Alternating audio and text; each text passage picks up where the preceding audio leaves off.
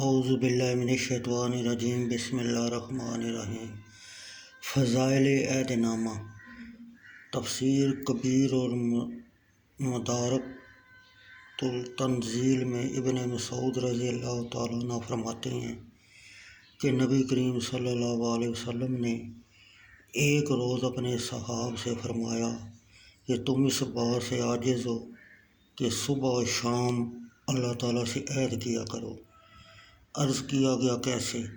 فرمایا جو ہر صبح و شام اس عہد نامے کو پڑھے گا ایک فرشتہ اس پر مہر لگا کر عرش معلیٰ کے نیچے رکھ دے گا اور قیامت کے روز منادی مذاکرہ کرے گا اور قیامت کے روز منادی ندا کرے گا، وہ لوگ کہاں ہیں جن کے لیے اللہ پاک کے پاس عہد ہے، تو وہ جنت میں داخل ہوں گے۔ دوسری روایت حضرت عبداللہ بن مسعود رضی اللہ تعالیٰ عنہ کی، جس کو ابن ابی شیبہ اور حاتم رحمۃ اللہ علیہ اور طبرانی رحمۃ اللہ علیہ نے بقی اور ابن مردویہ رضی اللہ تعالیٰ عنہ سے روایت کیا یوں کہ آپ نے آیت کریمہ پڑھ کر فرمایا، اللہ تعالیٰ قیامت کے دن فرمائے گا جس شخص کا میرے پاس عہد ہو وہ کھڑا ہو جائے، تو سوائے اس عہد نامہ کے کوئی کھڑا نہ ہوگا۔ تیسری روایت حضرت ابوبکر صدیق رضی اللہ تعالیٰ عنہ سے ہے، جس کو حکیم ترمذی رحمۃ اللہ علیہ نے روایت کیا۔ آپ فرماتے ہیں کہ رسول کریم صلی اللہ علیہ وسلم نے فرمایا کہ جو شخص ہر نماز کے سلام کے بعد یہ کلمات پڑھے گا، ایک فرشتہ اس کاغذ پر لکھ کر مہر لگا رکھے گا۔ جب بندہ اپنی قبر سے اٹھے گا، وہ فرشتہ وہ نوشتہ لائے گا اور ندا کرے گا کہ عہد والے لوگ کہاں ہیں، حتیٰ کہ وہ عہد کیا ہوا ان کو دے گا۔ طاؤس رحمۃ اللہ علیہ سے روایت ہے کہ انہوں نے ان کلمات کو اپنے کفن پر لکھنے کا حکم دیا جو لکھے گئے۔ امام صفار رحمۃ اللہ علیہ نے ذکر کیا، اگر میت کی پیشانی یا امامہ یا کفن پر عہد نامہ لکھا جائے تو امید ہے کہ اللہ تعالیٰ اس میت کو بخش دے اور عذاب قبر سے معمون فرمائے۔ ابن حجر نے اپنے فتاویٰ میں عہد نامہ لکھنے کے جواز میں فتاویٰ دیا اور فرمایا کہ اس دعا کے لیے اصل ہے۔ ابن حجیل فقیہ رحمۃ اللہ علیہ اس کے لیے حکم کیا کرتے تھے، مگر کلمہ کی انگلی سے لکھیں، روشنائی سے نہ لکھیں۔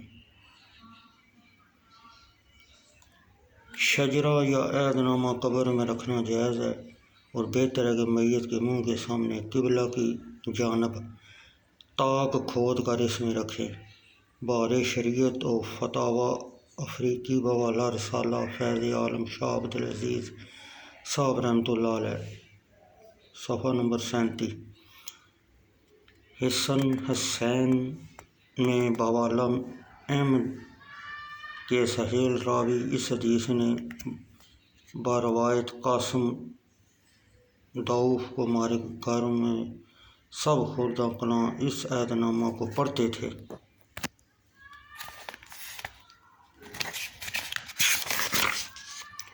بسم اللہ الرحمن الرحیم۔ اللہ کے نام سے شروع کرتا ہوں جو بہت مہربان نہایت رحم والا ہے۔ یہ اس عہد نامہ کا میں آپ کو ترجمہ پڑھ کے سناتا ہوں۔ اے میرے اللہ، آسمان اور زمین کے پیدا کرنے والے، غائب اور حاضر کے جاننے والے، تو نہایت مہربان بخشش والا ہے۔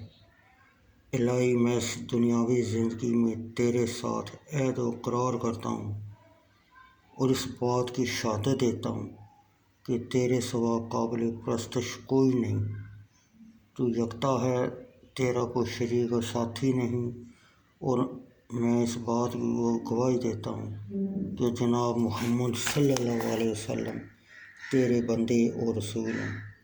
بس تو مجھے میرے نفس پر نہ چھوڑ، کیوں اگر تو مجھے میرے نفس کے حوالے کر دے گا تو مجھے شر کے قریب اور نیکی سے دور کر دے گا، اور مجھے تو صرف تیری رحمت کا آسرا ہے۔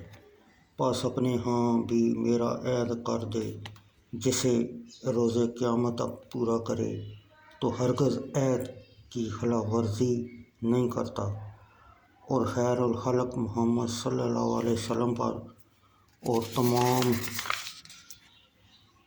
آل صحابہ پر اللہ تعالیٰ کی رحمت نازل ہو۔